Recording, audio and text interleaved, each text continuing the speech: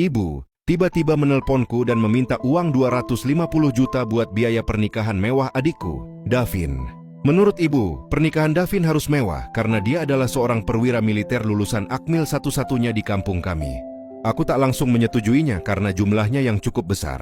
Tapi ibu yang tak sabaran malah mengomeliku dan mengungkit soal biaya membesarkanku selama ini. Bahkan ibu menyuruhku yang dikiranya bekerja sebagai kuli sawit ini untuk mencari pinjaman dan membayar cicilannya dengan gajiku.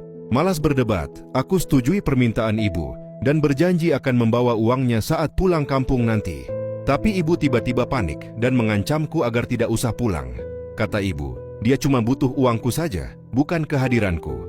Tentu saja aku merasa aneh, seperti ada yang disembunyikan ibu. Bahkan ancaman terberat ibu, aku akan dikutuk jadi anak durhaka jika nekat pulang. Ibu meminta uangnya ditransfer segera, kemudian ibu menutup panggilannya. Ibu memang selalu begitu, hanya menghubungiku jika butuh saja. Aku jadi penasaran, sebenarnya apa yang ditutupi ibu? Aku pun memutuskan akan datang diam-diam. Selain rindu pada tunanganku di kampung, Helen si bunga desa. Aku rasa aku harus hadir di acara Davin, bagaimanapun aku donaturnya. Dan yang membiayai Davin sampai lulus Akmil, serta semua keperluannya adalah aku. Aku nekat datang dan ternyata yang menikah dengan adikku adalah tunanganku sendiri. Apa karena ini ibu melarangku pulang dan menghadiri pernikahan Davin? Dan lagi Helen, kenapa dia begitu tega melakukan ini? Padahal semua biaya kuliahnya hingga jadi bidan, semua uang saku dan keperluannya selama ini, bahkan biaya hidup orang tuanya serta renovasi rumahnya, aku yang menanggungnya. Dan lagi walau kami berjauhan tak pernah berkurang perhatianku padanya. Serta aku sangat setia selama ini padanya. Helen melihatku dengan sinis dan berjalan perlahan mendekatiku. Kau tahu Mas Chandra? Ucapnya. Sebanyak apapun yang kamu berikan padaku tak akan bisa membuatmu jadi suami yang pantas buatku. Davin itu perwira militer, lulusan Akmil. Sedangkan kamu cuma kuli sawit.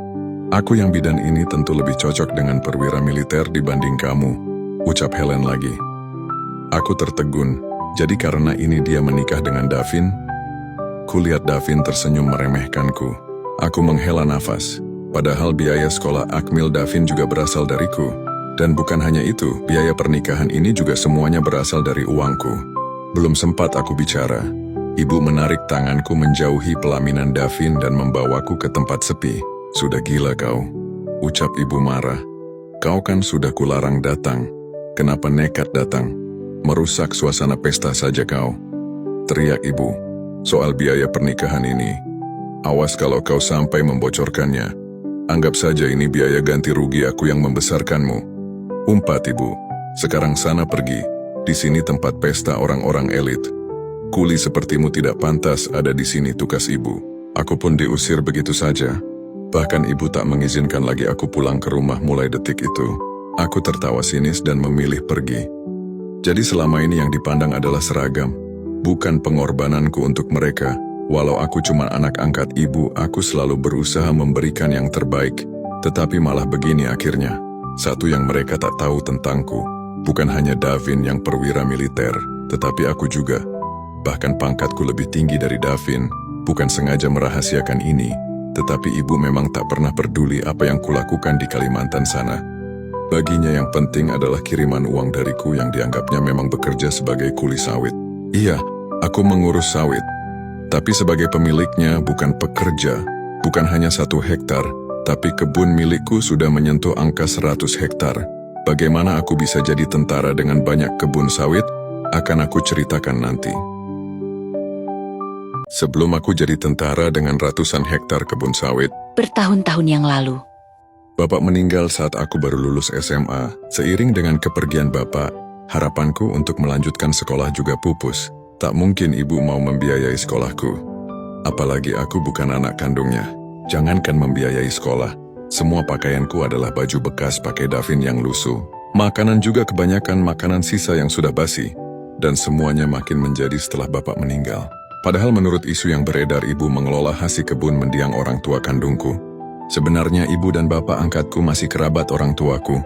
Bapak angkatku adalah pamanku. Adik ayah kandungku, setelah mereka meninggal aku diasuh paman yang kemudian jadi bapakku. Ibu atau bibiku itu memang tak suka padaku. Terlebih saat Davin lahir, keberadaanku tak pernah dianggap. Tetapi aku tetap hormat padanya.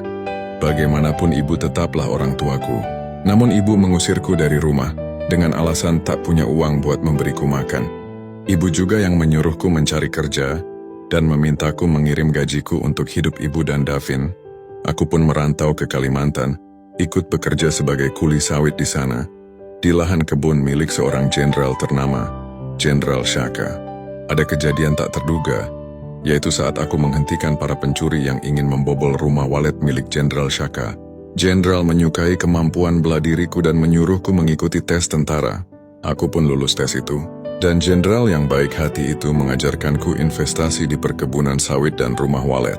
Saat pelantikanku sebagai tentara, aku mencoba menghubungi ibu untuk memberitahukan kabar bahagia ini. Namun tak sempat aku mengatakan apapun. Ibu malah menagih uang bulanan dariku. Aku pun memutuskan tak memberitahu ibu lagi. Dia pun pasti tak akan menganggapnya istimewa. Sehingga di tempat asalku orang-orang masih mengira aku kuli sawit di sana. Suatu hari Jenderal Shaka bicara serius denganku. Dia ingin sekali menjodohkanku dengan putrinya. Tapi ku tolak dengan halus karena aku sudah memiliki Helen. Namun tak kusangka Helen rupanya meninggalkanku dan menikah dengan Davin. Patah hati, tentu saja. Hubungan bertahun-tahun dengan semua pengorbananku rupanya berakhir begini. Aku pun memutuskan melakukan hal bodoh yang tak pernah kulakukan sebelumnya.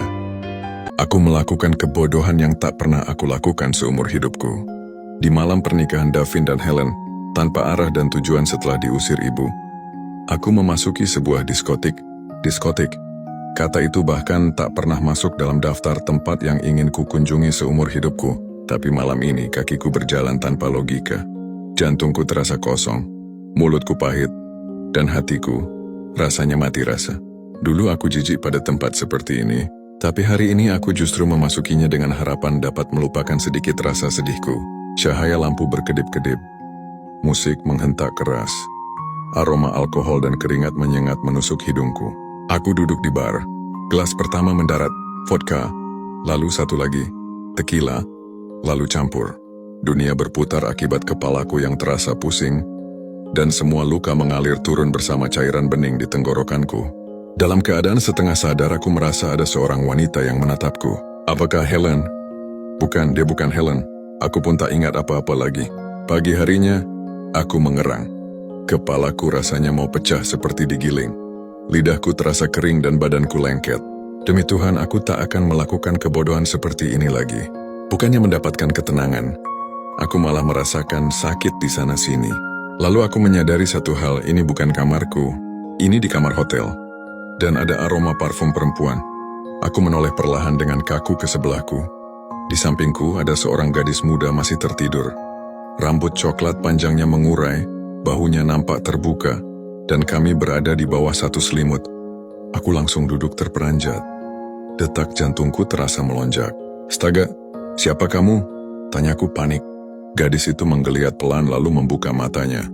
Kemudian dia menguap begitu santai. Hai, selamat pagi sayang. Ucapnya melantur, apa yang kutanya, apa yang dia jawab.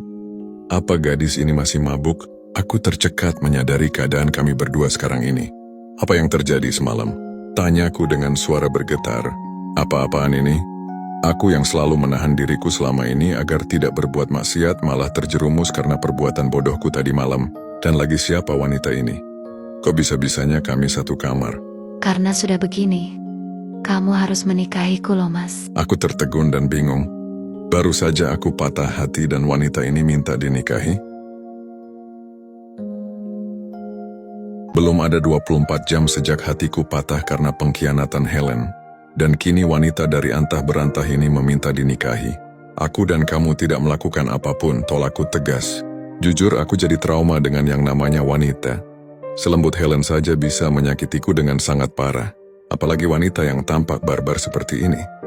Dan tanpa rasa malu tidur di ranjang yang sama denganku. Tidak mungkin dia wanita baik-baik jika kelakuannya seperti ini. Tapi kamu sudah melihat tubuhku. Ucap wanita itu sambil menggantung kalimatnya. Aku sudah rugi, dan kamu harus menikahiku, tuntutnya. Prinsipku selama ini, aku hanya akan melihat tubuh wanita yang menjadi istriku kelak. Jika mengikuti prinsip itu, dia memang harus kunikahi. Namamu siapa? Tanyaku akhirnya. Panggil saja aku Cia. Tukasnya penuh semangat. Aku akan menikahimu, tapi asal kamu tahu saja aku tak bisa berlaku layaknya suami. Apa kau mau begitu? Tanyaku. Aku berkata sesuai isi hatiku. Hatiku masih terluka. Aku tak yakin bisa memperlakukan gadis ini seperti Helen dulu. Aku tak akan lari dari tanggung jawab, tapi dia harus tahu kondisiku. Kamu pasti akan memberiku makan, tempat tinggal, dan uang saku, kan? Tak masalah bagiku, punya suami impoten juga tidak masalah. Sahut Chia santai sambil tersenyum. Mataku membesar. Seenaknya dia bilang aku impoten. Aku tidak impoten, ucapku membela diri. Baik, aku mengerti. Tidak impoten tapi tidak bisa bertindak layaknya suami. Ulangnya dengan nada ambigu sambil tersenyum lagi. Dia pasti mempertanyakan kenapa aku tidak tergoda tubuh polosnya. Imanku masih kuat, walau aku telah melakukan dosa besar dengan minum alkohol tadi malam. Pakai pakaianmu dan ikut aku, ucapku.